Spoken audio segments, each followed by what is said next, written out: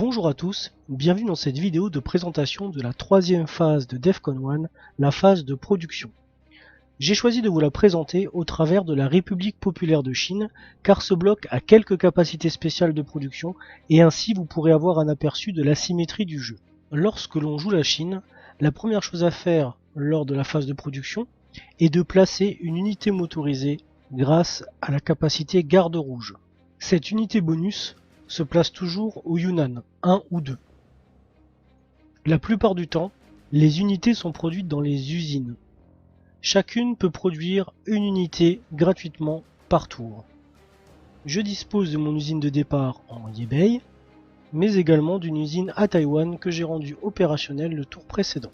Les unités auxquelles j'ai accès dépendent de mon niveau de technologie et des unités disponibles dans ma réserve. Je commence par produire avec mon usine taïwanaise.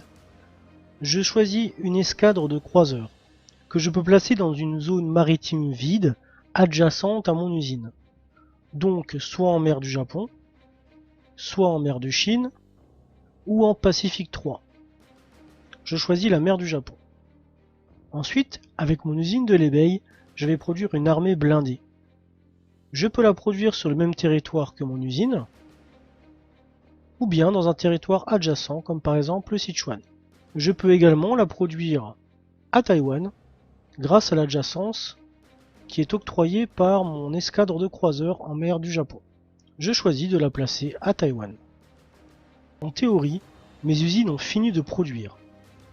Mais la Chine dispose d'une capacité spéciale, le grand bond en avant, qui me permet de sacrifier une unité motorisée, un cube de recherche et un cube d'influence pour faire produire de nouveau une de mes usines et récupérer en plus un baril de pétrole. Pour récupérer le cube de recherche et développement dont j'ai besoin, je vais défausser une carte, ce qui me permet grâce au barème de défausse de récupérer un cube de recherche et développement. Il me manque un cube d'influence. Pour le récupérer, je vais utiliser la révolution culturelle qui me permet de sacrifier un corps mécanisé pour récupérer un cube d'influence. Je sacrifie le corps mécanisé de la Mandchourie et je récupère un cube d'influence. Je peux à présent faire le grand bond en avant. Il me suffit de sacrifier encore une unité motorisée, celle du Yunnan par exemple, de défausser les cubes, et je peux donc faire produire à nouveau une de mes usines. Je choisis celle de l'Hebei et je produis une armée blindée au Sichuan. Le sacrifice de mes deux unités me permet de remplir la mission Parti communiste chinois, qui me demande de sacrifier deux unités terrestres dans le même tour, ce qui a été le cas. J'ai donc le choix entre un cube de recherche et développement et la recherche petit livre rouge, et je peux en plus piocher une carte. Je choisis de prendre le cube de recherche et je pioche ma carte mission.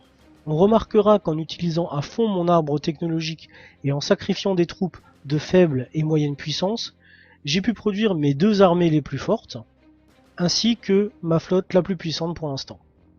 En plus des usines, vous pouvez durant cette phase de production faire des améliorations d'unités. Il faut pour cela défausser un cube de recherche et développement et un baril de pétrole. C'est une mécanique générale auquel tous les blocs ont accès. Je défausse donc un cube et un baril. Je peux alors augmenter une unité d'un niveau.